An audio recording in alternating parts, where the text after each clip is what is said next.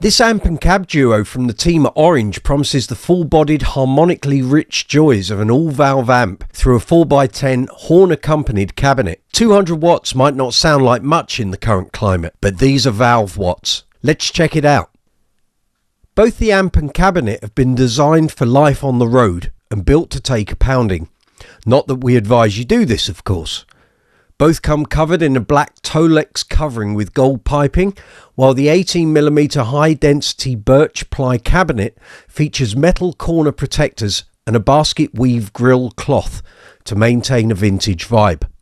It should be mentioned that both are available in an orange coloured wrap if you so wish.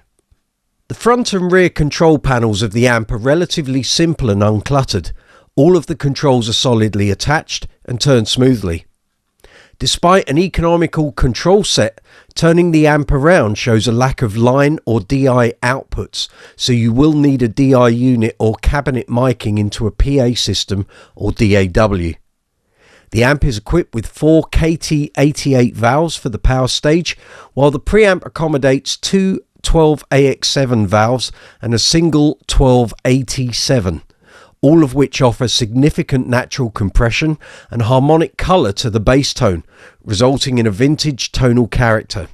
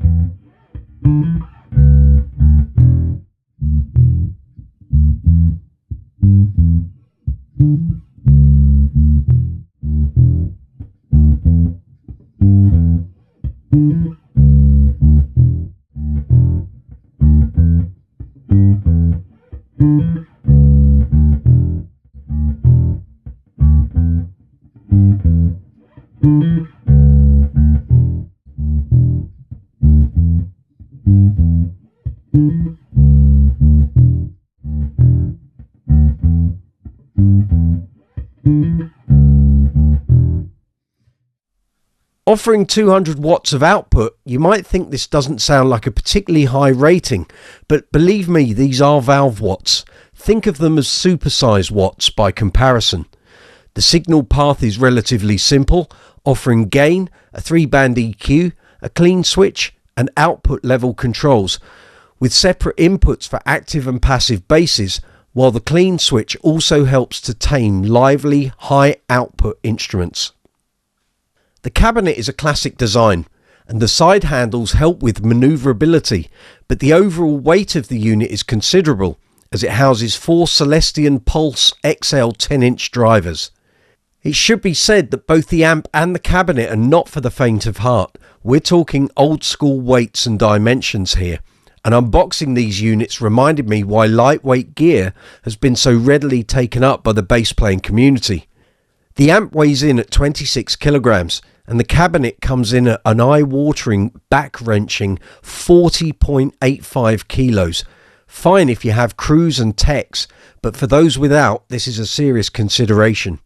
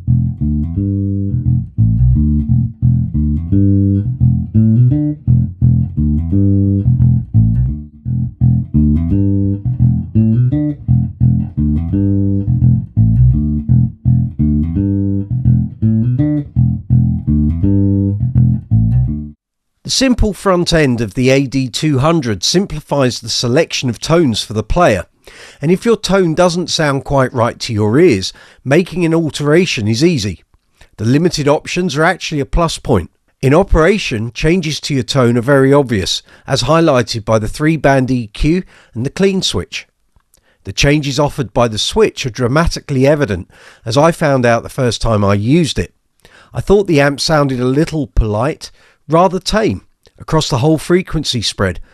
Useful with lively high output active basses, but using that switch brought the powerful valve tones to the fore, increasing the frequency depth and making the bottom end and low mids far more pronounced. The valve section certainly produces the rich, colourful bass tones you would expect of an amp of this nature and quality. However, I expected a little more grind and distortion when increasing the gain stage. I found myself turning the control and expecting the signal to become more saturated and driven, but even when pushed, the amp maintained a full tone without breaking up. Some players might prefer this, but if you buy a valve amp, would you not expect more saturation?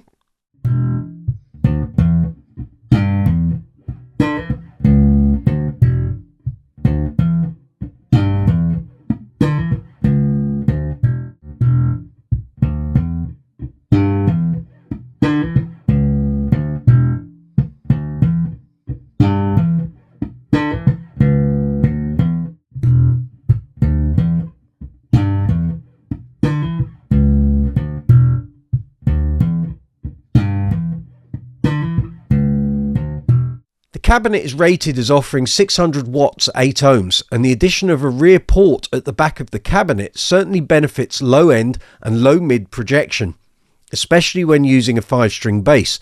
But if you find the lower frequencies overpowering your tone, the ever useful clean switch can come to your aid and tidy up, even tighten up, the overall signal.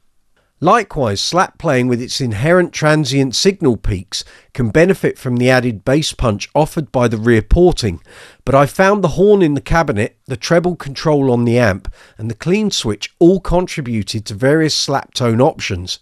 Don't assume that this amp won't suit slap playing, either because it's valve based in its design or because the brand raises rock and metal connotations.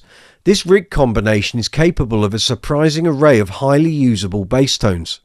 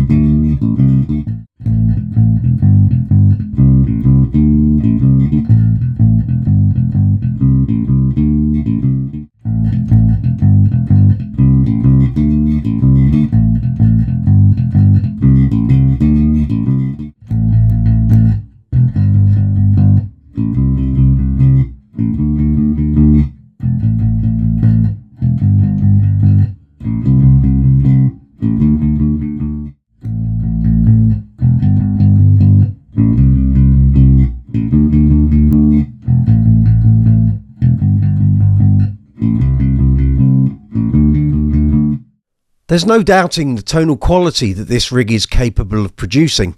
The KT88 formula for delivery and respective preamp valves are a popular choice, so the dynamic display is not surprising. What is surprising is the level of power, punch and clarity, and I'll admit I thought I knew how this setup would sound before I even plugged it in, and it threw me a curveball.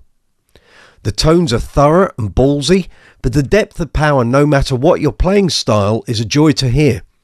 The easy operation and player-friendly front end makes this a very pleasing package all round. Before I forget, the cabinet sports speak-on connectors, but have no fear, these sockets accommodate jack connections as well. The only negatives are the weight characteristics of each unit and the sizable price tags. This is not cheap gear, and these two products may find it difficult to find an audience outside of touring and/or recording artists, as the outlay and weight are hard to justify for most players. But if you can justify these elements, enjoy those rich, smooth tones. Thanks for watching. I hope you enjoyed the video. Look out for more reviews here on The Bassist.